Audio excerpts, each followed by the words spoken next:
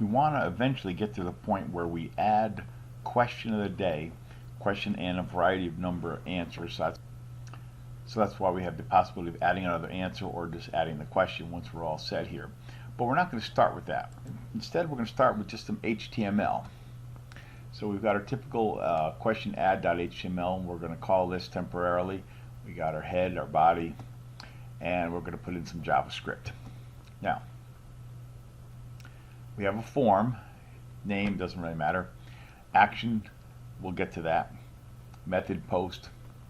Of course, we close the form down here. And we obviously have to have an input type equals submit, value equals add question. We saw that. Doing some line breaks there. So we have a start date, input type equals text, the name equals date start. I don't have an ID equal date start. I could just to have it, but I don't need it, so I'm not gonna. End date, the same thing. Question, the same thing. Type equals text, name equals question. And then I have a division called answer div. That's the ID of that division. What's in there? Well, I've got answer 1.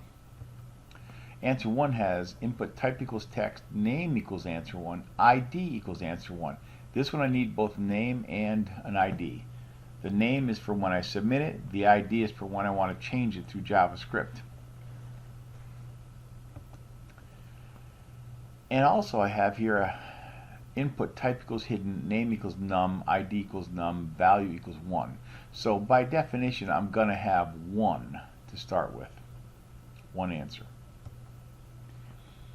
Now I've also got that button, add another answer.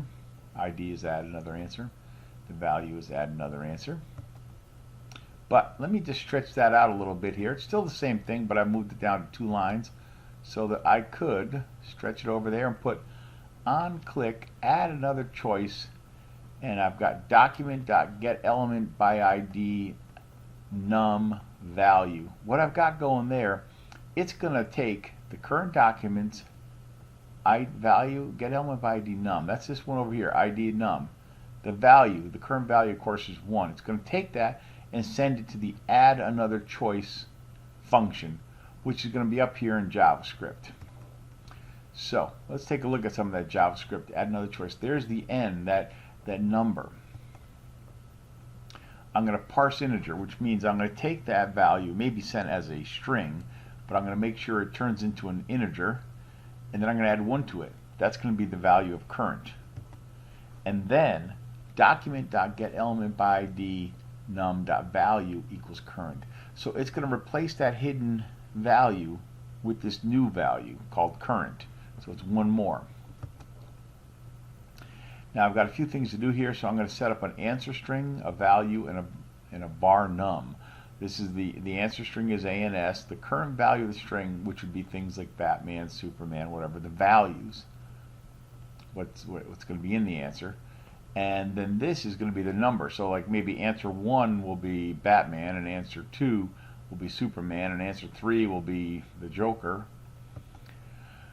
Okay, so for x equals 1, x less than or equal to current, x plus plus. What am I doing? I'm going to loop through all the way up to current, starting with number 1 going to current. Now answer equals answer plus answer pound sign, that's the string there, plus x, so answer number 1, answer number 2, whatever. Input type equals text, name equals single quote answer plus x, closer single quote. ID is going to be the same thing. The value equals, wait a minute, didn't finish this here. Down here in the bottom, value equals, you see that? Value equals single quote, we got nothing, and then closes the single quote right here, size equal 25. So we're setting up that answer string. Now, the last element, current, we know is actually going to be blank. There's going to be nothing there. But the others might have something already written down. So var num equals answer plus the x, so answer 1, answer 2, answer 3. And then I'm going to say the value is equal to document.getElement by ID var num, so answer 1, answer 2, dot value. So it's going to get the value that's there. and then answer equals answer plus val. So what it's really doing is it's taking this answer string, but when it gets to what's the value of it, it's actually going to check what its current value is and then put that back right there before it closes the quote. Yeah, that's what that's going to do. And at the end, remember answer div that we had? Document.get element by ID answer div dot inner HTML equals that answer. So if there were 7 possible answers, if n was 6, current would be 7, and would go through, and the first 6 answers would right here take their values and keep them there. The 7th answer, of course, would not have one anyway because it's a brand new one, so we know that's going to be blank. All that's going to go right up there into the script, to /script. Now, let's take a look at this form. I got to spread out a little something I'm missing right in here. On submit, return validate this. See, we have a date start and a date end, and we want to make sure they're valid. So we need another JavaScript function called validate.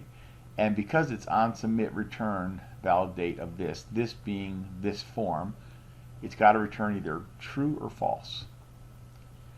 Those are the 2 things that it's going to care about. Input type equals text, name equals date start, size equals 12. Okay. So now I'm sending the Z form. I don't know why I called it that. Instead of just calling it form, I called it Z form. Variable ds, that's the date start, equals zform.datestart.value. So it's going to just take that, and de is the date end. And then this is interesting. If ds.length equals 8, the double equal sign comparison, if it equals 8, the length of it equals 8, then we know we don't have the dashes in there. So we're going to take the substring of the first 4, add the dash, and then 4 to 6, and then add the dash, and then from 6 to the end. So it's going to do that. So it's going to actually just take those. If the length of it equals 8, the length is now going to equal 10 because we're adding these 2 dashes in between year and month and day. And we again begin valid equals true. We know we're going to be returning a value that's going to be Boolean, either true or false. So we see we're going to return that there. What happens in between? Well, timestamp ds is a date.parse of ds. Date.parse of de for the timestamp de. And then, if is nan timestamp, if that's equal to true, then valid is false. So this is if it's not a non-valid answer, a null answer. If that's what it is, if that's true, then we know that it wasn't a good answer and therefore valid is false. And if that's the case, we could send them an alert. Invalid start date. Try again. And while I'm at it, I'll take zform.datestart.value equal to nothing. So I've wiped that value out. And zform.datestart.focus, which means I'm putting my cursor right in there. So if that's what they did, if this returned a non-acceptable number, then it's valid as false. Give me a message. Wipe out what was there. Put my cursor in there. Now the same thing is going to happen if timestamp de is equal to true, compares to true if it's not an acceptable answer, not acceptable number. Then valid's false. We put the same exact stuff in there. So it may return true if these are okay, and if they're not okay, it's going to return false and put the focus right back in the offending cell, as it were. So what we have here is a start date, end date, question, answer number 1. And we can fill in some stuff here. You notice I've got 2019 1331. Well, there is no month 13, so we know that's going to be invalid. And but before we worry about the start date and end date, that's what's going to be addressed on the add question part. Let's add another answer here.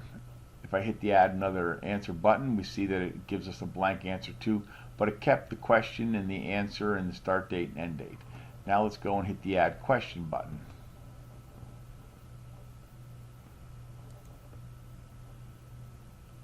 what we see here is invalid start date, try again, like we saw. That's the alert message.